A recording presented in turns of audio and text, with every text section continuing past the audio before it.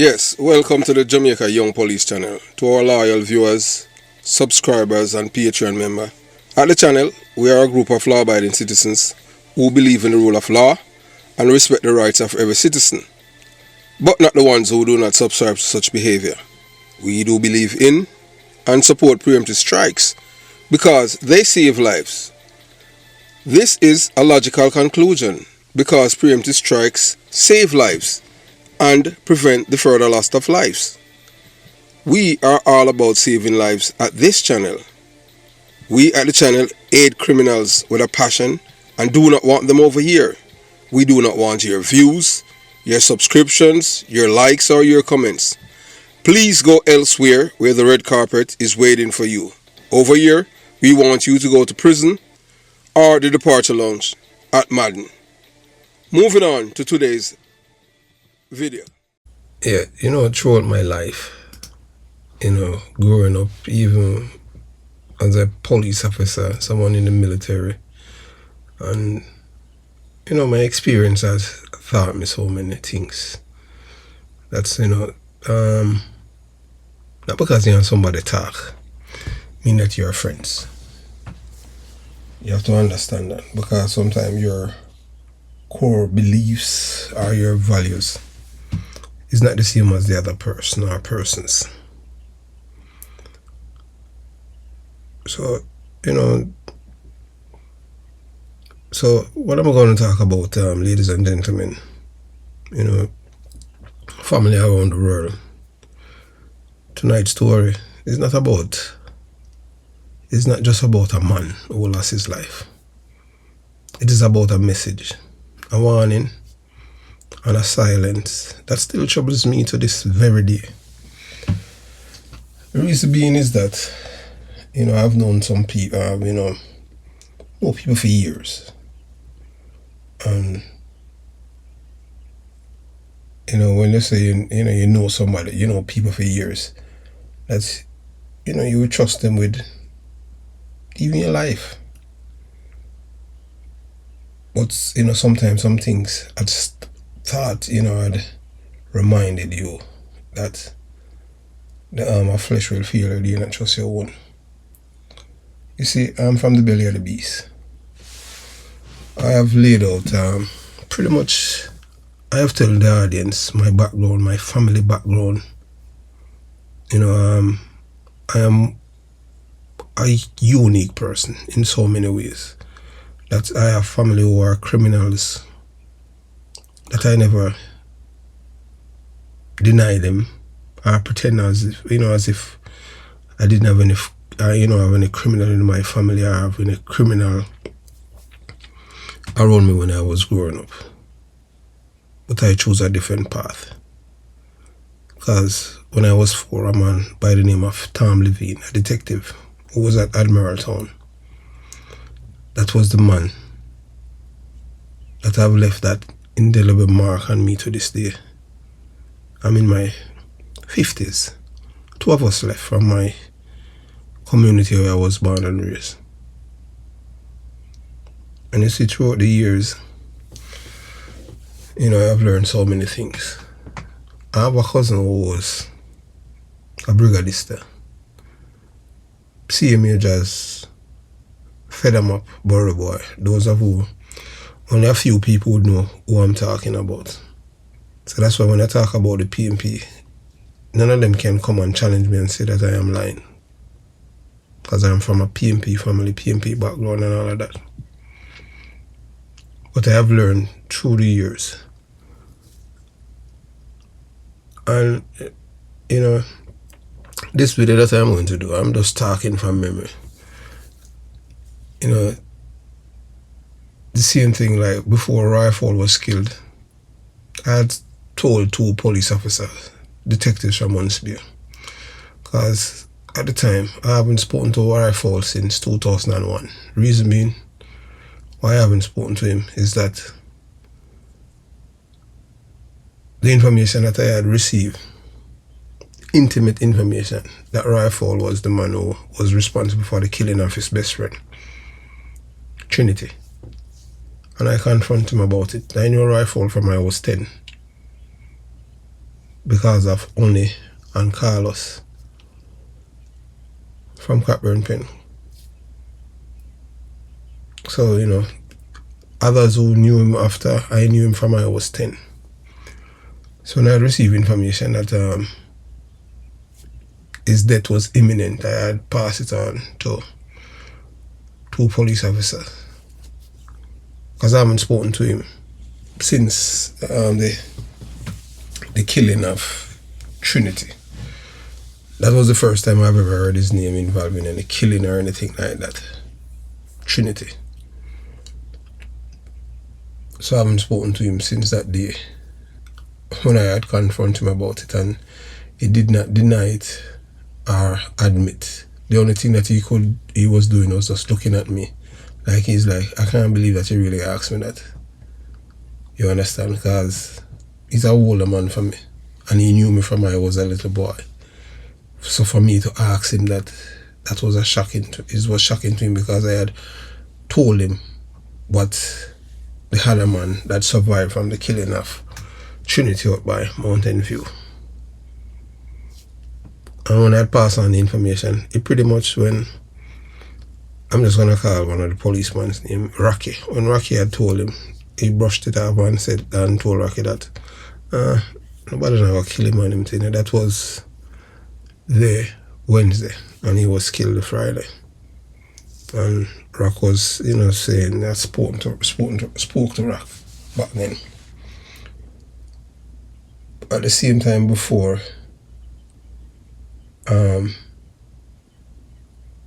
Wally was killed, before Wally went to the funeral, I had received the information and I passed it on to him. It was passed on to him, and his reply was that put an informer on him thing there, and man a bad man and all of that. And he was killed the Saturday after. Right, he was killed the Saturday after Rifle was buried. On December 6, 2025, I posted a message in a police chat group. Yes. I didn't post the entire thing, but I just post because it had to do with some drugs thing, coke, man thief coke, man rob man money, and a woman was killed, Lisa and her brother. And that's the infamy, and I posted it in the group. I expected, because I know a few policemen, active police officers, who were in the group, who are friends with the, well, friends are them know the man that was killed, Jerome Cunningham. I know Jerome Cunningham when I was a young police in Maypen, but we weren't friends. You understand? And Ross, I can tell you this, I could not be even friends with Jerome based on the things that I have heard, because once you're involved in killing people, I'm going to stay far from you, because, you know, my morals,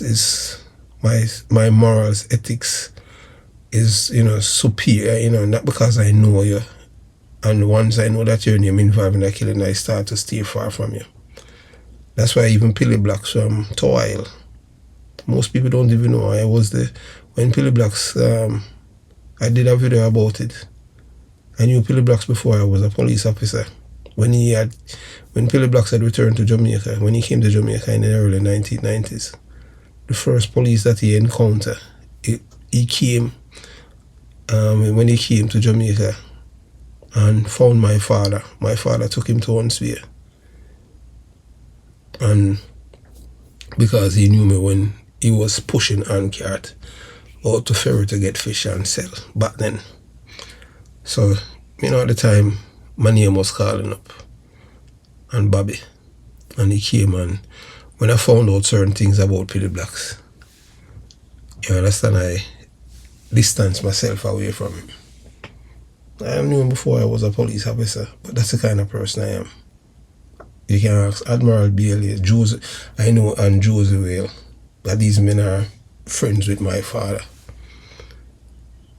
Uri, and it's because of Uri. Because Uri used to live in our community at Jonestown and Settlement Street. And it's the same people them from our community why he had to move from the PNP community go live in a labor right community, because the PNP them were taxing him, extorting him every time he went on tour. So even this place that he had in Jonestown, he just left it. I don't know who lived there. So as I say, you know, I'd post the message in the group that two men were on a list to be killed. That was December 6, 2025. And the men are Jerome Cunningham and the other man, only known as Bubba. All of them are from Clarendon. One lives in the UK, England, and the other lives in America. So now one is dead. So when I post the message inside the group, I expected someone to call me and ask me, Porter, what are you talking about? Because I knew that police officers that were in the group knew this man very well. I'm not going to call any name or anything like that. But there was nothing. No questions, no curiosity, no outrage, just silence. Just silence.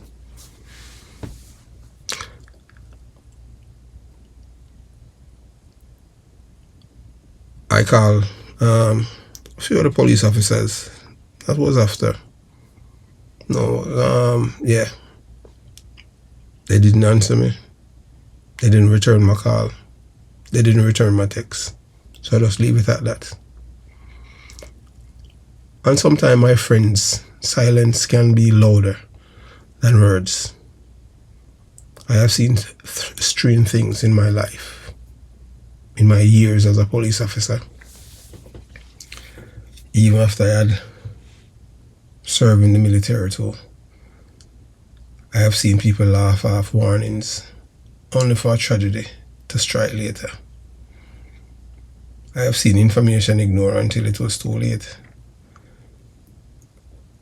I don't take certain information lightly. You understand? Based on my job description and one and two little things. But today, one of the names mentioned in that message is no longer with us. And the question that continues to haunt me to this day, why was there complete silence? Did people think it was a joke? Why they dismiss it? But no, I know that some of them would want to find out how I came by that information, and they would want to know, go deeper. But guess what? You have a thing we call pride, shame, because guess what? You know, when Porter had called you before, you know I return Porter call. Porter text you, you know I return Porter, you know, answer him or anything like that. It's not like I was asking, I'm not, you understand what I'm saying? As I said right here, all I'm about is saving lives here. As I stated before and I say again, I have never met an honest criminal or an honest liar in my life. Never. Nobody can't tell me anything about criminality. So that's why I don't keep friends. But as I continue this journey, you know, in another video, I'll let, you know, people life is people life. Or, so, you know, wonder why they dismissed it then. Or were they simply afraid to ask questions? Tonight, we are going to walk through the timeline, the message, the reaction, or lack thereof, and the lessons that all of us can learn. This is not about making accusations. This is not about convicting anyone in the court of public opinion. If you notice, I haven't mentioned any names. These are active police officers. Reason being, I don't believe in just throwing people under the bus just like that. Alright, you understand? I even have even better photograph of Jerome. And I can tell you that several, YouTubers have asked me like for years, wanted, and I never give it to them. As I said before, if, you know, that's the kind of person. I don't just do things off on, you know, off the tip of, you know, just because somebody just asks. I have to have good reasons.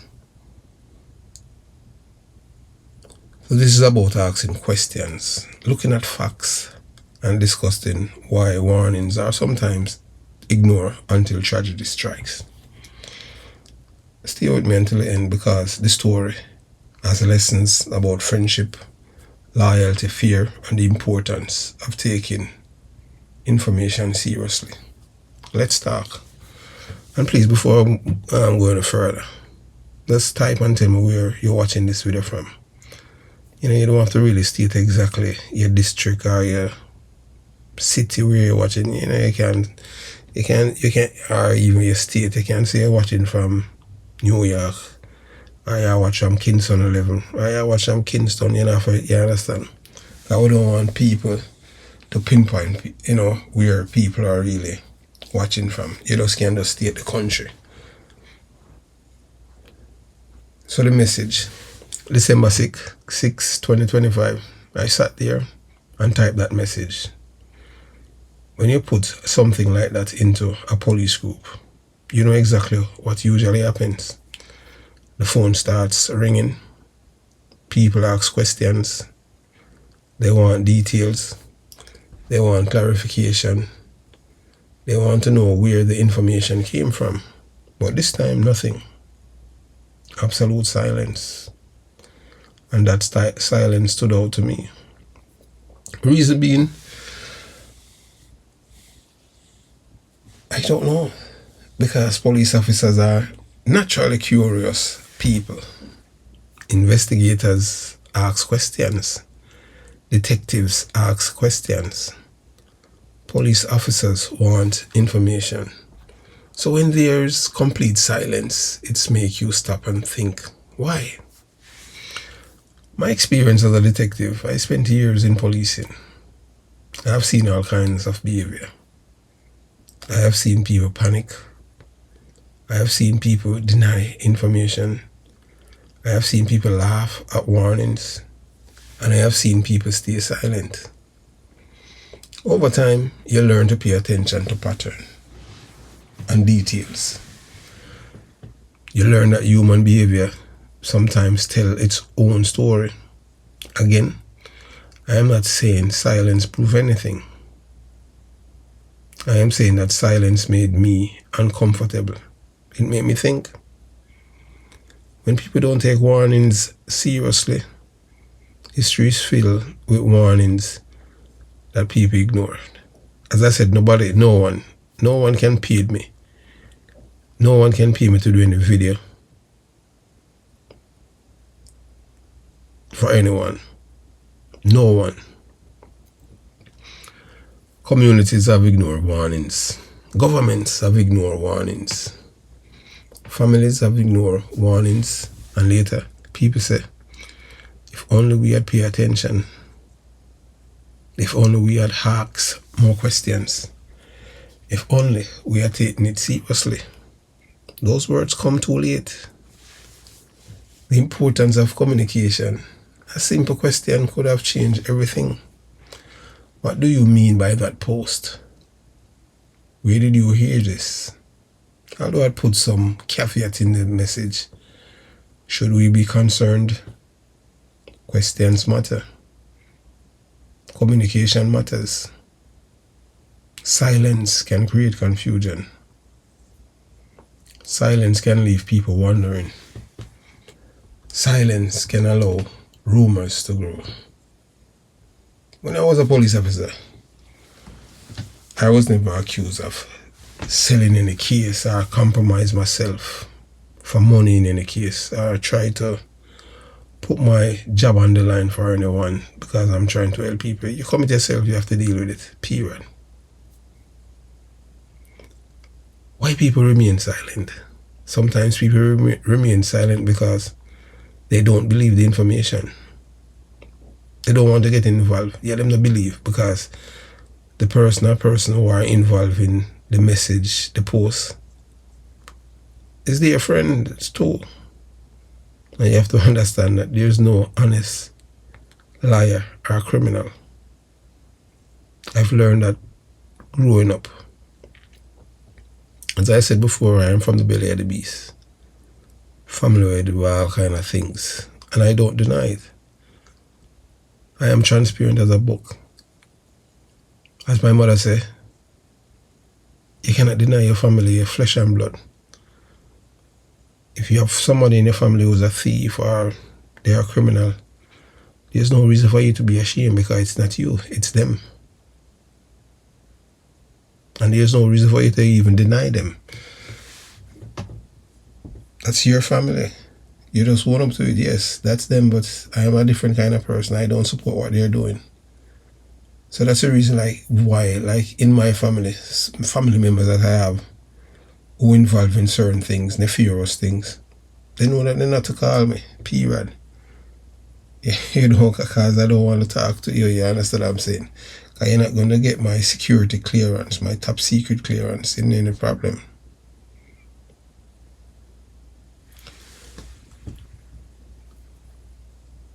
Some people remain silent because they don't know what to say. They're afraid. They think somebody else will deal with it. Or because they know within themselves that they're not really into the other into yours truly. For various reasons. You have to understand that I'm from a country where corruption and criminality is supported on all levels. From the police right down to the barefoot man. From the top to the bottom. Human beings are complicated. People react differently. My personal reflection, I keep going back to that day. I keep asking myself, why did nobody ask me anything? Why did nobody see clarification? Why did nobody pick up the phone? Those questions remain in my mind. Because you know that these police officers, they knew this man. I knew him as a young police officer. We weren't friends. And I'm the kind of person that if I know that someone is involved in killing of other human beings, I want nothing to do with them. That's the kind of person. Worse, that it's alleged that he was involved in the killing of a police officer by the name of Fidel Beckford. But Beckford was a police and a bad man. You can't be both. It's either you're a police or you're a bad man. So, but the thing is that I just don't support people killing other people. That's the kind of guy that I am. Reason being, I believe that my rights supposed to be protected, so is another person. I don't want nobody to tell me about, say, boy, man, a bad man. And no, not me. Period. Even if I know you, if you are even family.